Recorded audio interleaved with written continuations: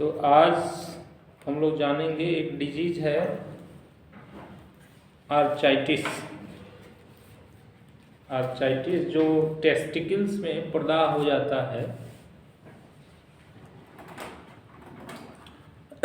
उसको आर्चाइटिस कहते हैं। अंड की प्रदाह आर्चाइटिस।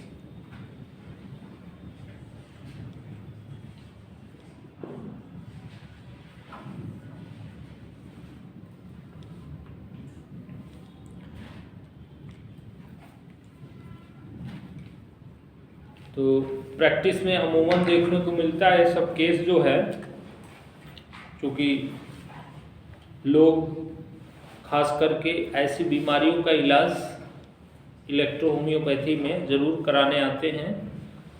तो आर्चाइटिस जो है,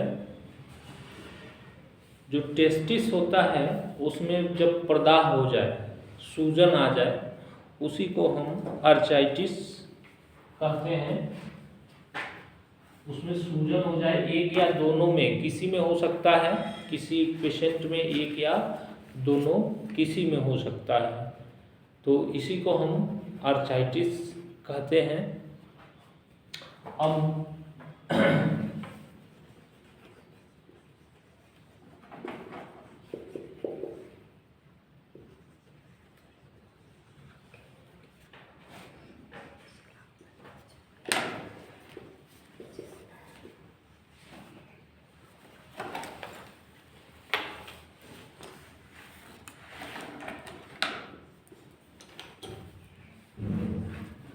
इसका इलाज इलेक्ट्रोहोम्योपैथी में हम कैसे करेंगे,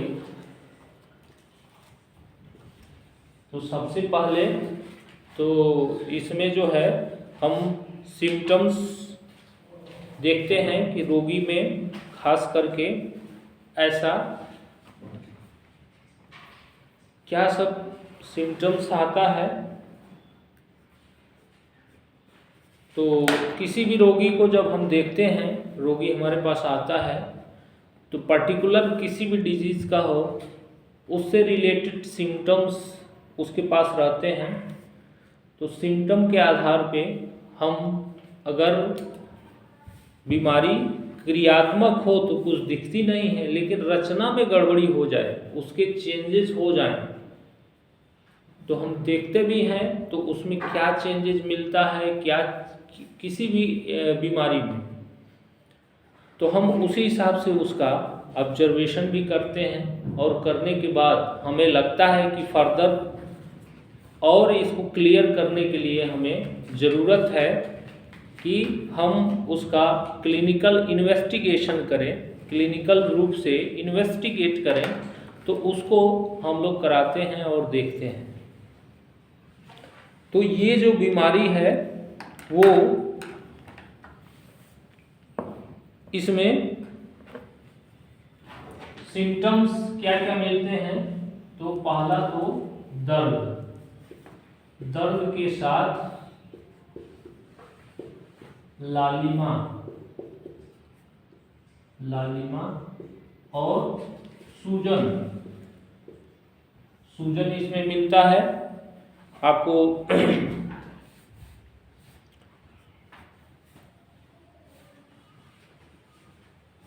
यानी कि दर्द रहेगा, साथ में लालिमा जैसा रहेगा और सूजन भी उसमें हो सकता है। तो मेन जो होता है कि पेन, रेडनेस एंड स्वेलिंग, उसमें सूजन, यानी कि उसकी जो साइज है उससे ज़्यादा उसका सूजन बढ़ जाता है। तो ये रोगी हमसे बताता है इन चीज़ों को। उसके बाद हम इसके कारण को देखते हैं कि एक्चुअली में क्या कारण हो सकता है इसके पीछे। तो इसमें जो है कारण आपका इंटरनल और एक्सटर्नल, दो प्रकार के कारण हमने बताए हैं।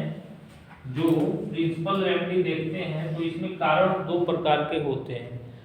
तो इंटरनल जो है, इंटरनल में जैसे कोई भी रोगी ऐसा हो जिसमें मम्स के रोगियों को ऐसा हो जाता है। मम्स जो कंडमाला है, ऐसे रोगियों में ऐसी चीज़ें देखने को मिल सकती हैं जिसको मम्स हुआ है या मम्स पहले हुआ है या उस समय देखने को मिलता है। ट्यूबरकुलोसिस के केस में देखने को मिलता है ऐसा कि ऐसा लोगों को होता है। इसके पीछे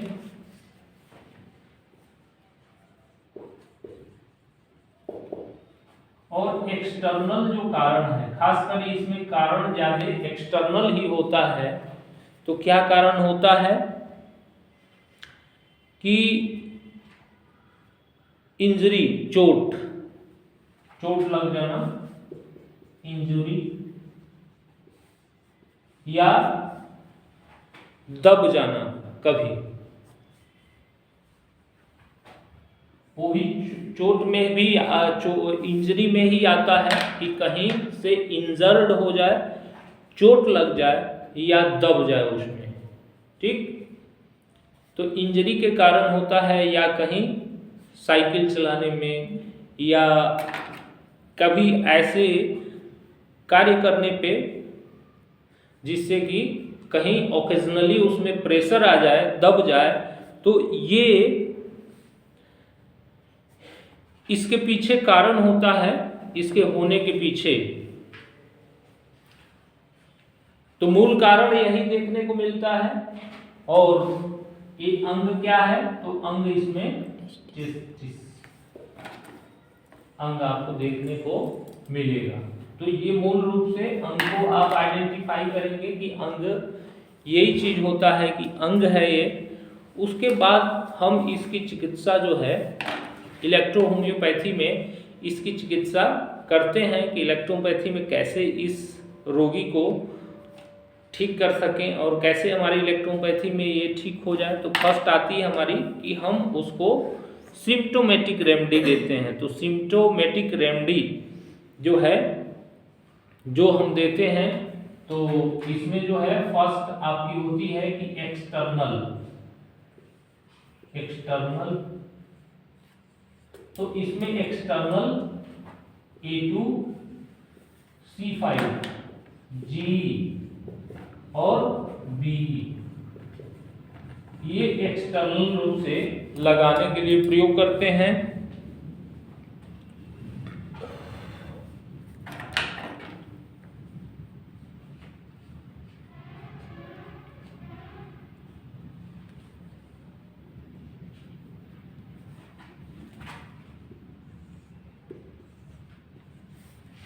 ये एक्सटर्नल रूप में उस रोगी में लगाने के लिए हम प्रयोग करते हैं। और दर्द है, पेन है उसको, तो पेन में उसको F1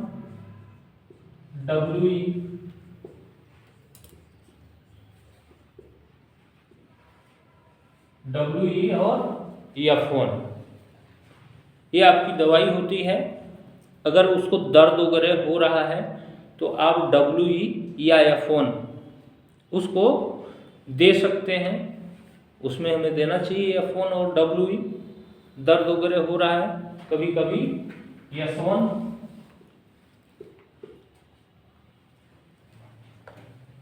हम खिलाते हैं उसको। अब जो है इसमें फिर आता है कि ऑर्गेनिक और पोज। तो आर्गन क्या है, आपकी टेस्टिस है, तो उसकी दवाई आपकी जो होती है C2। टेस्टिस की दवाई ऑर्गेनिक क्या होती है, जो रचनात्मक रूप से C2। फिर हम लिम्फ और ब्लड A3 और L1 है, समझ में।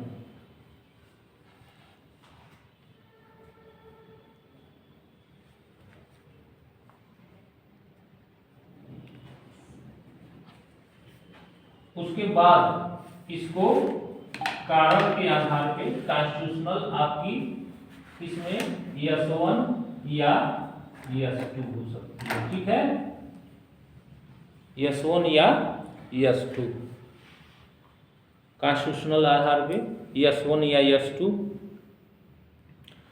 और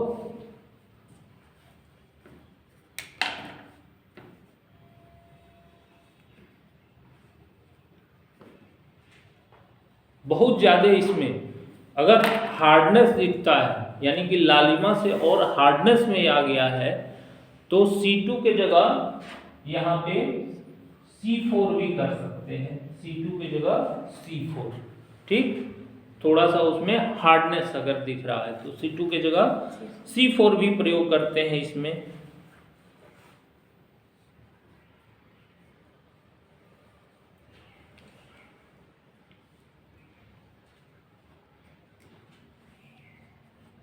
तो आसानी से इस डिजीज को आसानी से ठीक कर सकते हैं।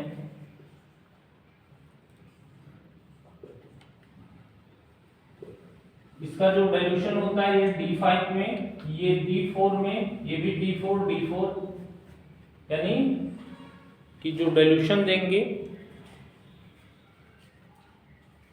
तो इस आधार पे जब हम चिकित्सा करेंगे इस रोगी का तो आसानी से ये रोगी ठीक हो जाता है। और कोई भी रोगी आए तो जो हम लोग बता रहे हैं, जो हम सिखा रहे हैं, उस आधार पे आप जरूर उस रोगी की चिकित्सा करिए और ज़रूर फीडबैक ज़रूर दिया करिए कि सर हमने ये दवाई चलाई, आपने बताई थी ये दवाई चलाई तो आराम हुआ कि नहीं हुआ, ज़रूर फीडबैक हमें दें। तो जहाँ भी लगेगा कि आप में करेक्शन की ज़रूरत है, कहीं डोजोलॉजी को लेकर के, डाइल्यूशन को लेकर के, तो वो करेक्ट करने की कोशिश की जाती है कि उसको 3 चीज़ है महत्वपूर्ण।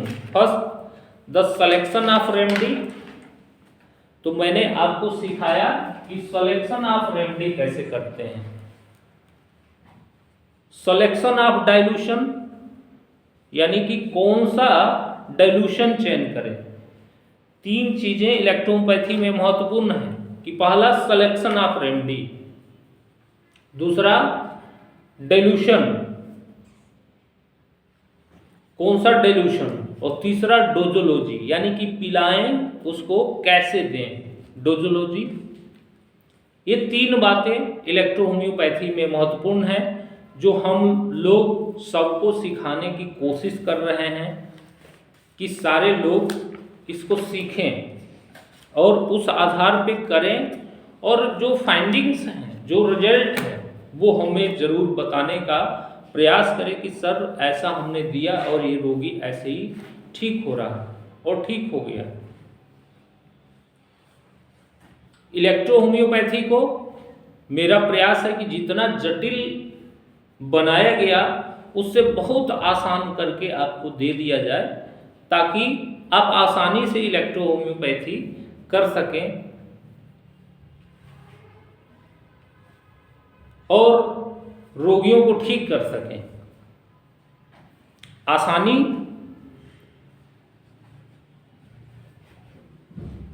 कोई भी चिकित्सक जब चिकित्सा कार्य करने आता है तो ये 3 बातें किसी भी इलेक्ट्रोपैथ के लिए तीन चीज़ें ही उसके लिए बहुत ही महत्वपूर्ण होता है। और ये 3 चीज़ें अगर आप सीख लेंगे तो धीरे धीरे आप करेक्ट हो जाएंगे उन चीज़ों को लेकर के। और कोई भी बीमारी जो बड़े जटिल रूप में कोई बता रहा है आपको, उसको आसान भाषा में मैं करके बता देता हूँ